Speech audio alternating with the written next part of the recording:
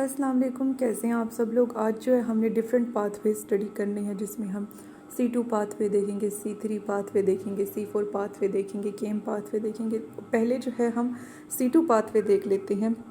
अच्छा, अब जो रिबिस्को है ना, जो कि मोस्ट अबंडेंट प्रोटीन है अर्थ पे और एंजाइम भी है, और इसके बारे में कहा जाता है कि इसमें यानी कि पहले तो हम देखते हैं कि किसका ये एब्रीवेशन है। राइबोलोज 1,5 बिसफास्फेट का या बाईफास्फेट का, दोनों तरह से पढ़ा जाता है। तो इसमें ऑक्सीजन को बाइंड करने की एबिलिटी भी होती है, कार्बन डाइऑक्साइड को बाइंड करने की एबिलिटी भी होती है। अब अगर ये ऑक्सीजन को अपने साथ बाइंड करेगा तो वो C2 साइकिल होगा, कार्बन डाइऑक्साइड को अपने साथ बाइंड करेगा तो वो C3 साइकिल होगा।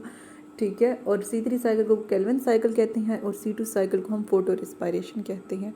तो C2 साइकिल जो है मेटाबॉलिक पाथवे है, जिसमें ऑक्सीजन अपटेक होगी और लाइट डिपेंडेंट यानी कि लाइट पे डिपेंड करने वाली प्रोडक्शन होगी कार्बन डाइऑक्साइड की, जिसे फोटो रिस्पायरेशन कहेंगे। जो C2 और C3 हैं ये को एग्जिस्ट यानी कि इकट्ठे ही होते हैं, और ये टोटल फोटोसिंथेसिस का जो मेटाबॉलिज्म है उसे शो करते हैं। ज़्यादा एबिलिटी उसमें CO2 को फिक्स करने की है, लेकिन ऑक्सीजन को भी फिक्स कर सकता है। अब देखें, ये जो रुबिस्को है इसके अंदर दोनों स्लाइडें हैं।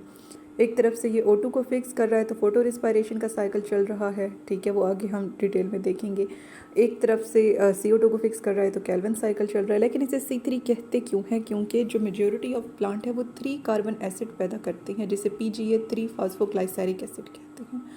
ठीक है, उसके अंदर 3 कार्बन होते हैं और उसे 3 फास्फोग्लाइसरिक एसिड कहा जाता है।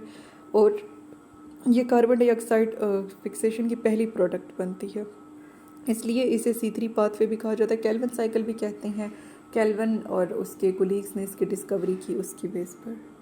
अच्छा, नेक्स्ट हमें C4 पाथवे देखना है। तो इसमें जो पहले कार्बन की फिक्सेशन है वो मेसोफाइल सेल में होगी, और जो केल्विन साइकिल है, सही वाला जो साइकिल होता है, वो बंडल शीथ सेल के अंदर स्टार्ट होगा। तो initial carbon fixation mesophyll cell में होगी, और जो बंडल शीथ सेल है उसके अंदर केल्विन साइकिल का पूरा मेटाबॉलिज्म होगा। तो ये हमारे पास C4 साइकिल के बारे में है। नेक्स्ट जो है हमारे पास केम पाथवे है। कुछ प्लांट्स जो है अडेप्टेड होते हैं ड्राई कंडीशंस के। अडेप्टेड मतलब खुद को उसके मुताबिक ढाल लेते हैं, जैसे कि कैक्टाई है, पाइनएप्पल है। तो ये क्रेसुलेकिन एसिड या क्रेसुलेशन एसिड मेटाबॉलिज्म पाथवे भी इसे हम कह सकते हैं, इसका इस्तेमाल करेंगे ताकि जो फोटो रिस्पायरेशन है कम से कम हो, यानी कि C2 पाथवे कम से कम हो। ये जो नेम है ये प्लांट्स की फैमिली से आया है, क्रेसुलेशियाई, जिसमें साइंसदान ने सबसे पहले इस पाथवे को डिस्कवर किया था। अब इसमें पौधा क्या करेगा? दिन के वक्त फोटोसिंथेसिस करेगा और रात के वक्त सिर्फ गैशियस एक्सचेंज होगा, और रात को स्टोमेटा ओपन हो जाएंगे, दिन के टाइम जो है वो बंद रहेंगे। तो ये एक अडेप्टेशन है। तो यानी कि जब वो बंद रहेंगे तो ट्रांसपायरेशन नहीं होगी, और यानी कि फोटोसिंथेसिस होती रहेगी। तो जो केम पाथवे है ये अडेप्टेड है प्लांट्स में। जब स्ट्रेस होगा उसमें फोटोसिंथेसिस करने के लिए, यानी कि ड्राउट कंडीशंस हैं, पानी की कमी है, तो जो केम पाथवे है फोटो रिस्पायरेशन को ये कम कर देगा। और केम प्लांट्स के अंदर रात को स्टोमेटा ओपन होते हैं, और यानी कि रात को ही वो कार्बन डाइऑक्साइड फिक्स कर लेंगे, और दिन में जो है ये बंद होते हैं ताकि ट्रांसपायरेशन जो है कम हो, वाटर लॉस ज़्यादा ना हो। ठीक है, तो रात को ये ओपन होंगे और गैसेस एक्सचेंज कर लेंगे, यानी कि कार्बन डाइऑक्साइड फिक्स कर लेंगे, और डे टाइम में क्लोज होंगे ताकि वाटर लॉस ना हो और फोटो रिस्पायरेशन कम से कम हो। और फोटो रिस्पायरेशन कम होगी तो फिर ये हम कहेंगे कि फोटोसिंथेसिस कर रही हैं अंडर स्ट्रेस कंडीशन में भी। अब नेक्स्ट इनकी हम साइकिल देख लेते हैं और फिर हम लेक्चर एंड करते हैं। राइबोलोज 1,5 बाईफास्फेट है, इसके साथ कार्बन डाइऑक्साइड के मॉलिक्यूल रुबिस्को एंजाइम की मौजूदगी में मिलेंगे। ये हम C3 साइकिल स्टडी करें हैं। 3 फास्फोग्लाइसरेट बनेगा, उससे ग्लाइसराइडिहाइड 3 फास्फेट बनेगा, जिससे एक स्टार्च यानी कि हमारे पास जो शुगर है वो बन जाएगी। बाकी जो है रीजनरेशन हो जाएगी इसके अंदर राइबोलोज 1,5 बिसफास्फेट की। तो ये हमने केल्विन साइकिल या C3 साइकिल देखा। नेक्स्ट जो है हमने इसमें देखना है फोटो रिस्पायरेटरी C2 साइकिल। तो इसमें देखें केल्विन पहले कुछ यानी कि केल्विन साइकिल जैसा है। राइबोलोज 1,5 बाईफास्फेट है, उससे 2 फास्फोग्लाइकोलेट बनेगा, उससे ग्लाइकोलेट बनेगा, 2 ग्लाइकोलेट मिलेंगे तो उससे ग्लाइऑक्सिलेट बनेगा, उससे ग्लाइसिन और फिर सेरीन। तो इसमें हमने क्या क्या देखा? Ribulose 1,5 bisphosphate, 2 phosphoglycolate, glycolate, glyoxylate, glycine, serine. ठीक है, और फिर क्या होगा कि इससे हाइड्रोक्सी पायरुवेट बनेगा, ग्लाइसरेट बनेगा और फिर 3 फास्फोग्लाइसरेट। सेरीन, ग्लाइसिन के बाद क्या बनना है, सेरीन हाइड्रोक्सी पायरवेट ग्लाइसरेट 3-फॉस्फोग्लाइसरेट ट्राइबलोज 1,5 बाईफास्फेट। ठीक है, ये एट द एंड तो इसमें हमारी तरतीब सही है ना, सेरीन हाइड्रोक्सी पायरवेट ग्लाइसरेट 3-फॉस्फोग्लाइसरेट, और यानी कि ये सिंपल केल्विन साइकिल में चला जाएगा और वहाँ पे राइबोलोज 1,5 बाईफास्फेट ही बनना है। तो क्या क्या बना, ग्लाइसिन, सेरीन और हाइड्रोक्सी पायरवेट ग्लाइसरेट 3-फॉस्फोग्लाइसरेट और फिर से राइबोलोज 1,5 बाईफास्फेट। तो ये हमारे पास है C2 फोटो रेस्पिरेशन का, जिसमें जो RUBP है ऑक्सीजन को फिक्स कर रहा होता है। ये देखिए ऑक्सीजन के 2 मॉलिक्यूल इसके साथ फिक्स हो रहे हैं और इसके अंदर 3 ऑर्गेनेलिस इन्वॉल्व है, क्लोरोप्लास्ट, पेरोक्सिसोम और माइटोकॉन्ड्रिया। बीच में भी देखिए कुछ प्रोडक्ट बन रही हैं, जो ग्लाइऑक्सिलेटिव सल्फा कीटोग्लूटरेट मिल रहा है, वो सेरीन के पास जा रहा है और वहाँ से ग्लूटामेट बन के ग्लाइऑक्सिलेट के पास आ रहा है, और इसके अलावा अल्फा कीटोग्लूटरेट जो है क्लोरोप्लास्ट में वापस जा रहा है और उससे ग्लूटामेट बन रहा है।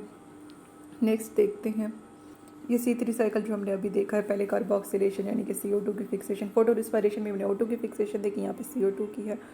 ठीक है, और ATP और NADPH यूज़ होंगे। डार्क रिएक्शन है ना, तो ये लाइट रिएक्शन की ये प्रोडक्ट इस्तेमाल करेगा और इससे क्या हो रहा है, ग्लाइसरल्डिहाइड 3-फॉस्फेट बन रहा है, जिससे आगे सुक्रोज स्टार्च बन रही है, आगे फिर रीजनरेशन हो रही है राइबोलोज 1,5 बिसफॉस्फेट की। तो ये केल्विन साइकिल या C3 साइकिल है। तो नेक्स्ट देखिए हमने C4 साइकिल देखना है। इसमें 2 तरह के सेल्स इन्वॉल्व होते हैं, मेसोफाइल सेल और बंडल शीथ सेल। जो मेसोफाइल सेल है, इसमें हम देखेंगे कि एटमॉस्फेरिक CO2 आएगी और HCO3- की शक्ल में चली जाएगी, उससे C4 एसिड बनेगा और उससे आगे जो है C3 एसिड बनेगा, जो कि फॉस्फोइनोल पायरवेट को रीजनरेट कर देगा। फिर उसके साथ आकर CO2 आएगा, HCO3- बनेगा, फॉस्फोइनोल पायरवेट के साथ मिलेगा C4 एसिड, C3 एसिड, फिर से फॉस्फोइनोल पायरवेट। ये सब जो है इसमें मतलब कि चलता रहेगा। तो इसमें पहले मेसोफाइल सेल है, फिर बंडल शीथ सेल है। CO2 की फिक्सेशन मेसोफाइल सेल में होगी, केल्विन साइकिल बाकी का जो है यानी कि CO2 C4 एसिड से रिमूव होगी, केल्विन साइकिल में जाएगी, वो बंडल शीथ सेल में होगा। C3 एसिड फिर से मेसोफाइल सेल में चला जाएगा। तो नेक्स्ट C4 साइकिल जो इसमें हमने देखना है, पायरवेट होगा, उससे फॉस्फोइनोल पायरवेट बनेगा, ऑक्सोलोएसिटेट बनेगा, मैलेट बनेगा, उससे फिर से पायरवेट बन जाएगा। नेक्स्ट हमें देखना है केम पाथवे के बारे में। तो अच्छा, इससे पहले हमने देखा मेसोफाइल सेल और बंडल शीथ सेल का देखा। बंडल शीथ सेल में क्या होगा, पायरवेट पड़ा होगा, उससे फॉस्फोइनोल पायरवेट बनेगा, उससे ऑक्सोलोएसिटेट, मैलेट और फिर अगेन से जो है पायरवेट जो कि बंडल शीथ सेल में होगा। नेक्स्ट जो है हमने इसमें केम पाथवे देखना है। तो केम पाथवे में देखें कि दिन के टाइम स्टोमेटा वो क्लोज दिखा रहे हैं, रात को जो है स्टोमेटा ओपन दिखा रहे हैं। दिन के वक्त क्लोज क्यों है, ताकि जो है पानी का लॉस कम से कम हो, एरिड कंडीशन खुश्क माहौल में वो रह रही हैं, पानी कम है वहाँ पर, तो रात को स्टोमेटा ओपन है और उससे गैशियस एक्सचेंज होगा। तो देखें O2 आ रहा है HCO3- की शक्ल में, वो PEP कर फॉस्फोइनोल पायरवेट कार्बोक्सिलेज के साथ मिलेगा और उससे क्या होगा, फास्फोइनोल यानी कि फास्फोइनोल पायरवेट कार्बोक्सिलेज एंजाइम की मौजूदगी में फास्फोइनोल पायरवेट के साथ जो मिलेगा, ऑक्सैलोएसिटेट बनेगा, उससे मैलेट बनेगा, उससे मैलिक एसिड बन जाएगा। तो पहले क्या है, स्टार्च है, उससे ट्राइयोस फास्फेट बनेगा, उससे फास्फोइनोल पायरवेट बनेगा, उसके साथ HCO3- मिलेगा, ऑक्सैलोएसिटेट, मैलेट, मैलिक एसिड। ये यानी कि रात के वक्त है। और दिन को क्या होता है कि मैलिक एसिड होता है, उससे मैलेट बनता है, उससे पायरवेट बन जाता है।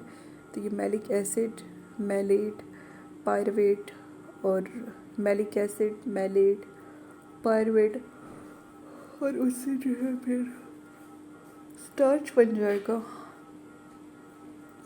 और ये दिन की रोशनी में होगा जब स्टोमेटा जो है क्लोज होंगे। ठीक है, दिन के वक्त यानी कि जो स्टार्च बन रहा है, रात के वक्त उसी की यूटिलाइजेशन जो है हो रही है। रात को गैशियस एक्सचेंज होगा, दिन के टाइम यानी कि फोटोसिंथेसिस होगी और स्ट्रेस की कंडीशन में होगी। तो दिन में फोटोसिंथेसिस होगी, तो इसमें आप देख सकते हैं कि ये स्टार्च वगैरह बन रहे हैं। तो हमारा केम पाथवे भी हो गया, C3 भी हो गया, C2 भी हो गया, C4 भी हो गया। इसी के साथ ही हम अपना लेक्चर एंड करते हैं। मेरा चैनल सब्सक्राइब करना मत भूलें। अच्छा, अब ये जो सारे हमने देखे ना, ये कार्बन रिएक्शन हमने देखे हैं। ठीक है। कार्बन रिएक्शंस का क्या मतलब है? डार्क रिएक्शन जो यानी कि लाइट की गैर मौजूदगी में होते हैं या मौजूदगी में भी हो सकते हैं, यानी कि इनके होने के लिए लाइट का होना लाजमी नहीं है। लाइट रिएक्शन में जो चीज़ें बनेंगी, एनर्जी पैकेट्स बनेंगे ATP यानी DPH या FeDH2 की शक्ल में, वो यहाँ पर इस्तेमाल हो रहे होंगे। ठीक है, तो ये सारी हमने डार्क रिएक्शन, कार्बन रिएक्शन देखे हैं। मेरा चैनल सब्सक्राइब करना मत भूलें। मिलते हैं नेक्स्ट किसी टॉपिक के साथ, तब तक के लिए अल्लाह।